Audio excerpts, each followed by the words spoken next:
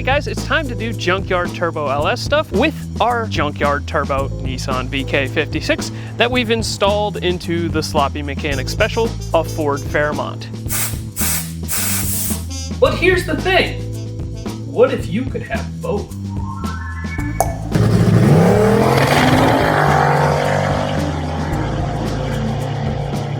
And if we talk about this from a horsepower per PSI perspective, this thing is keeping up with a cammed 6-liter LS with less displacement and stock cams.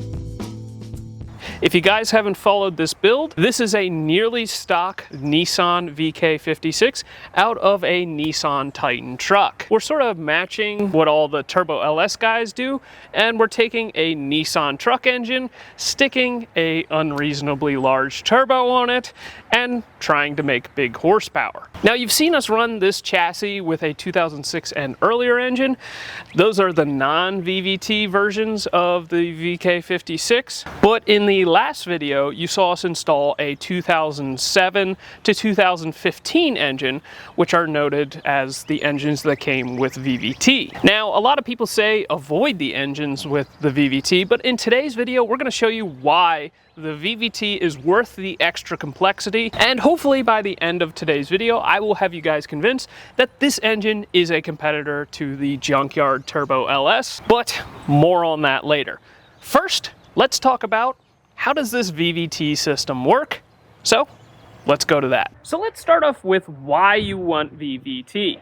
VVT allows you to adjust the cam timing on the engine to suit all operating conditions. I'm actually going to show you guys a video that I found on the internet from the guys over at the Power Nation YouTube channel, where they show the effect of cam timing on the power curve of the engine. So let's go to that. And if we overlay them, you can see where it tilts. Oh yeah, you'll be able to really see where it tilts there. Yeah. Look at that. It's the exact same pull. It's just now it makes more torque down low, less power up top. What they did in this clip was a 10-degree cam timing change. And what you'll notice with the one curve is that it has more low-end torque, and with the other curve it has more high-end torque. As you retard the camshaft, it tends to make more high-end torque. And with a fixed cam timing engine, like what they were testing in their episode, you kind of have to pick which one you want. But here's the thing. What if you could have both? I think you guys are seeing what I'm starting to get at here. So let's get into how this system works. All right, first let's talk about the sensors involved with this system. Now, these engines have 3 cam position sensors. They have 2 for the intake cams and 1 on the driver's side exhaust cam.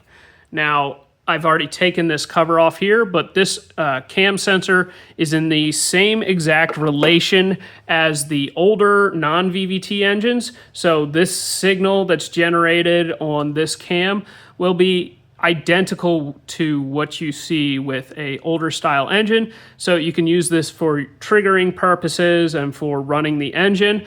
The Link ECU that we're running in the Futura won't know any difference when we use this as our home or cam position sensor.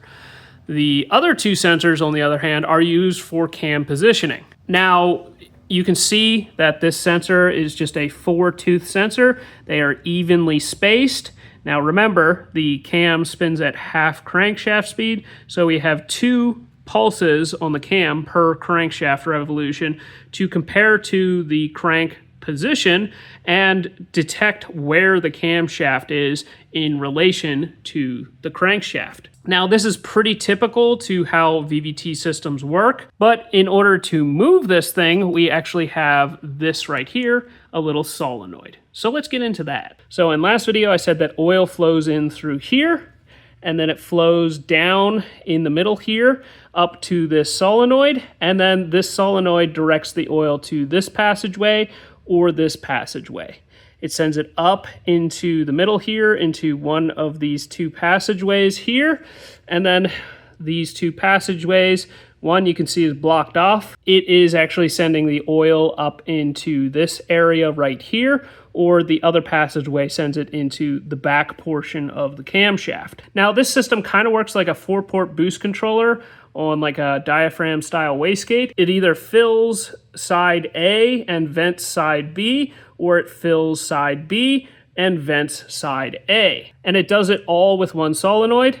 You can see that the two vents are right here and right here in the back. So I have rigged up a sort of air test to show you guys how this works. But basically, I'm going to show you what it looks like when we fill the side that is normally closed. And we're going to see which way the cam moves when we would essentially be turning the solenoid on. So I have this little thing that I machined rigged up, and we're going to force some air in here. So when you see this trigger wheel move, that is actually the camshaft moving. So when I apply air pressure to this, it wants to advance the cam. Now this is a little different than our typical cams that we deal with, like with the 4200. They actually retard the camshaft with more pulse width. So it looks like this is by default set to the optimal high RPM position that it needs to be in. So by activating this solenoid, we will be able to advance the camshaft and make more low end torque, and that could be pretty useful. So now that I've demonstrated how it works, next we're going to get sort of a wiring harness roughed in on this spare engine that we have sitting outside of the car, and get the wire lengths to about where they need to be so that we can lay it on the car and run them into the cabin and get it the rest of the way wired up. So let's get that done. All right, we're all wired up. The cam sensor was like wiring any other cam sensor. You have your power wire. In this case, that is the brown wire. The signal wire, that's the blue wire.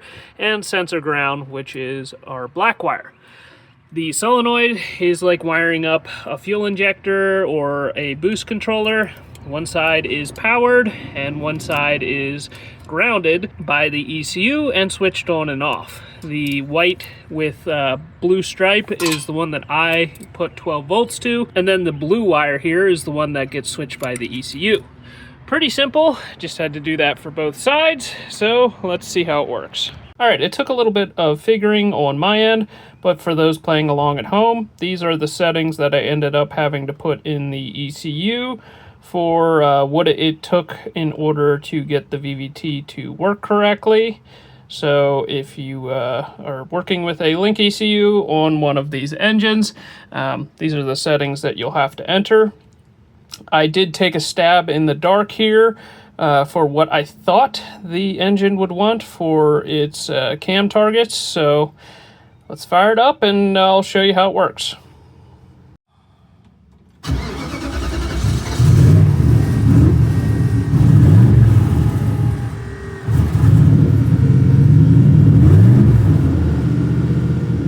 In this bottom graph here, I have the target, the feedback position, and the solenoid duty. So if I rev the thing up, you'll see the solenoid duty start to come up, and then it will start to move the position to try to meet the target. So let's see what happens.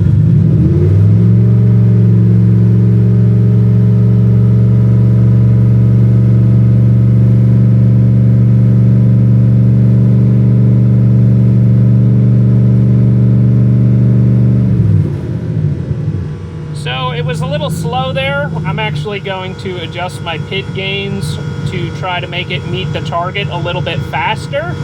So let's go into our pit gains, and I'm actually going to throw a little bit more integral gain at it. So let's see what happens.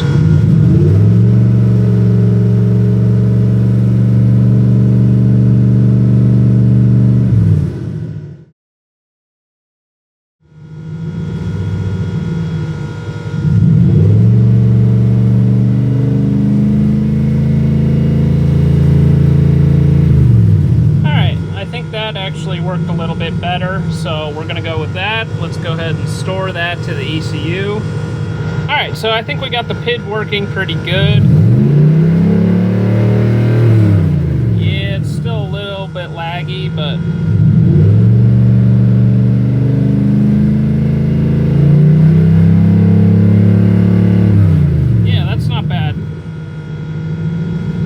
We're gonna go with that. Cool. All right, so now that we've shown you the hows and whys of the system, let's take it to Beaver Springs Dragway and see what this thing can do. For the first pass, I instructed Dad to make a partial hit just so we could get an eye on how the tune was. I expected the VVT to add a little bit of volumetric efficiency, so the numbers I had in the tune were kind of a shot in the dark.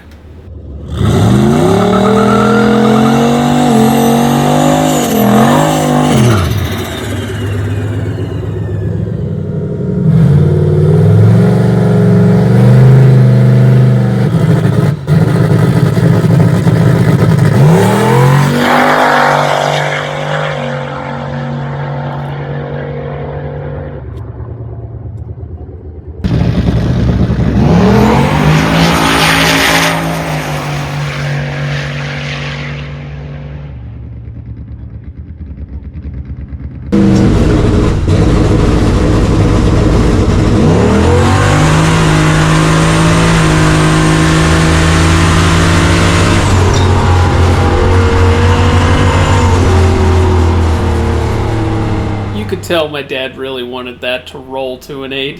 He got into the throttle a couple times trying to keep the speed up. The tune looked pretty good, so I cleared my dad to make a quarter-mile pass. So, on to the next one.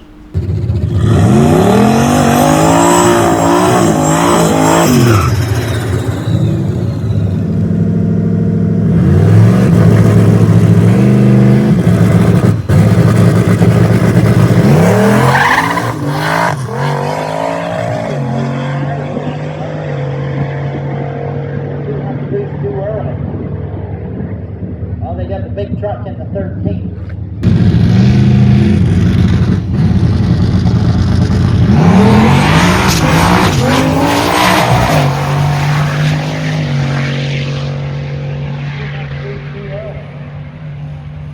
Well, they got the big truck in the 13.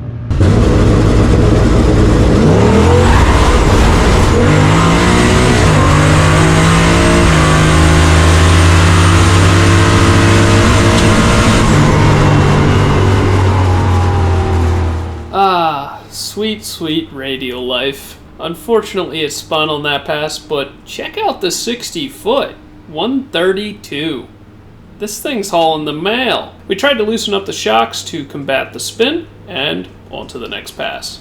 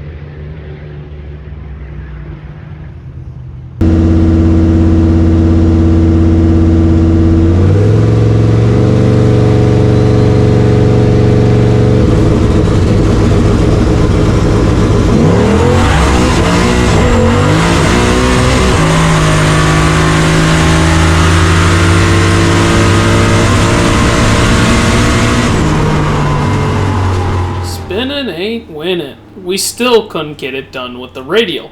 Luckily, we brought a secret weapon. Well, the more narrow slick work better than a wider radial? That's the question. Yes. It's the one and only Digo Double G. I think so too.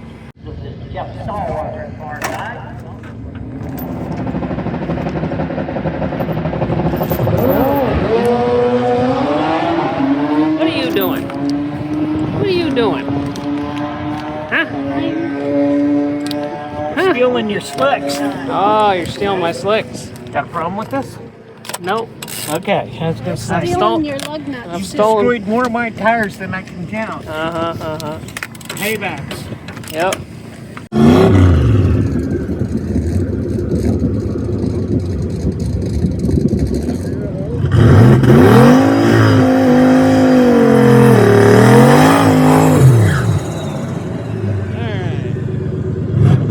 see what we can do.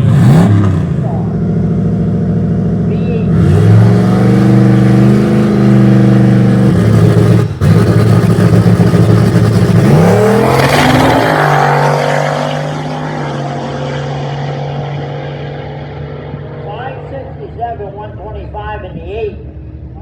886 at 150 in the quarter.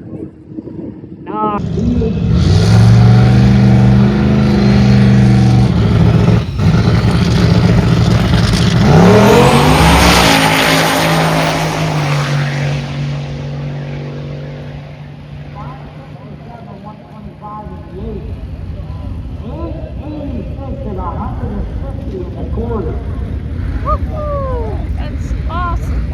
All right, how'd that feel? That felt good. It spun off the line. We've got to make some shock adjustments. It almost felt a little bit like it might need a little bit of tire pressure work, but came through the top end just fine. I didn't need the chute, but I dropped it so I could get a feel for it. Yep. That chute works really good. But Yep. yeah, that was a nice fun pass. 886, 150, just nice and easy. Probably 16 pounds of boost. I'm really happy with that. Yep. Well, now we got to get the thing dialed in for start cranking it up and make some 8-mile passes. So. Yep. All right. Cool. Fun, fun, fun. Let's see what the data says. Wow. That was only 16 pounds of boost. Yeah, there is something weird happening on the top end. It's like, I wonder if the transmission's slipping. It's the same spot every time. Yeah. I think I mean, we're making 170 pounds of transmission line pressure, which should be plenty. 55 psi on charge pressure. Fuel pressure looks good. Oil pressure is 96 pounds. What was the RPM in the traps? It went through at 74.85. So, yeah, not bad. Overall, I feel like we had a very successful day at Beaver Springs Dragway. My key takeaways are I am blown away with how much better the VVT version of the VK56 performs than the non-VVT version. It's almost so much better that I feel like maybe something might have been wrong with the non-VVT engine. Perhaps we had hurt the thing at some point in its very stressful life.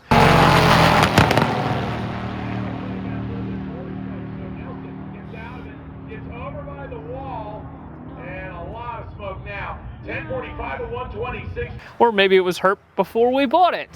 You know, it certainly couldn't have been us. And if we talk about this from a horsepower per PSI perspective, this thing is keeping up with a cammed 6-liter LS with less displacement and stock cams. For me, the comparison is take that money that you would have spent on cam and springs on an LS and invest in a C3 performance adapter plate, and you're basically where you would be with an LS. Now, oftentimes when I do these comparisons of another engine to the LS guys get a little crazy with me. They think that I'm bashing the LS. The LS is a great platform, but I'm trying to make these engines relatable to you guys. In all reality, there's nothing that will compete with the bang for the buck of an LS. But with this, you have a much more stout platform to grow on. It's an all aluminum engine. The proximity of the head bolts to the sleeve is far superior. They come factory with a forged steel fully counterweighted crankshaft, 6-bolt main, and we haven't even gotten into the 4 valves per cylinder, which is just better. If you've ever tried to make an LS make power past 7,500 RPM, you know that that is an extremely difficult task. And with these engines, it's no big deal. So the LS guys have probably already clicked off at this point, or they're down in the comments leaving a hate comment. But my goal is to show you guys that there are alternatives to a Junkyard Turbo LS, and I think that the Junkyard VK56 is a swap that you should consider. So with that, I'm going to end this video off here. Make sure you like, comment, subscribe. If you enjoyed today's video, share it with your LS buddies. Hit the hype button, and we'll see you in the next one.